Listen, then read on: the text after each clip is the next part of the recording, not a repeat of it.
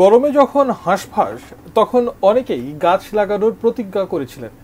তাপমাত্রা কমে যাওয়ায় অনেকে হয়তো সেই প্রতিজ্ঞা ভুলেও গেছেন, কিন্তু সবাই ভুলে যাননি। তরু পল্লবের উদ্যোগে পূর্বাচলে বৃক্ষরোপণের ব্যতিক্রমী আয়োজনের কথা জানাচ্ছেন সাদিয়া ন্যান্সি।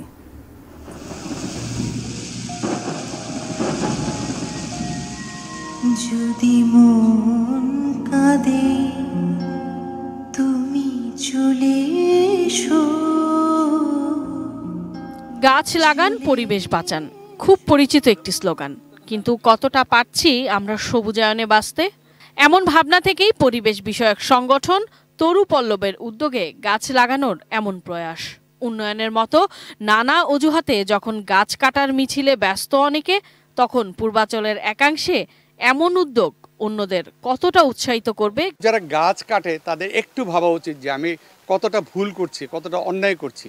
এই নগরকে আমাদের সবুজ করতে হবে।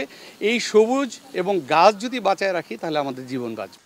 শুধুই কি ভালো লাগা, নাকি দেশ, সমাজ আর নতুন প্রজন্মের কাছে সুস্থ সবুজ নগর উপহার দেওয়ার প্রতিজ্ঞা? শহরের যে সরকারি উন্নয়ন আবাসনগুলো আছে তার মতো যেন সেই পরিণতি যেন পূর্বাচলে না হয়, সেজন্য একটা সম্মিলিত উদ্যোগ হচ্ছে গাছ লাগানো। সাধারণ নাগরিকদের মাঝে তো বটেই, জনপ্রতিনিধিদেরও সচেতনতার বিকল্প নেই।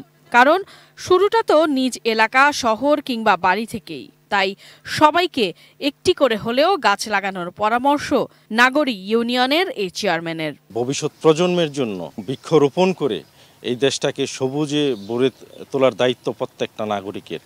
বিশ্বায়নের যুগে নগর উন্নয়ন দরকার, কিন্তু সেই উন্নয়নে বৃক্ষ নিধন করে নয়, বরং পরিকল্পিত বৃক্ষরোপণ করে একটি সুস্থ নগরী উপহার দিতে।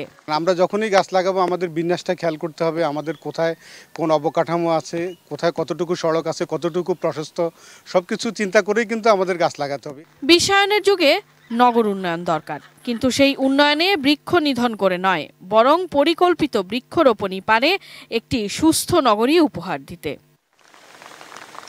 Sadia Nancy, ATN news, Dhaka.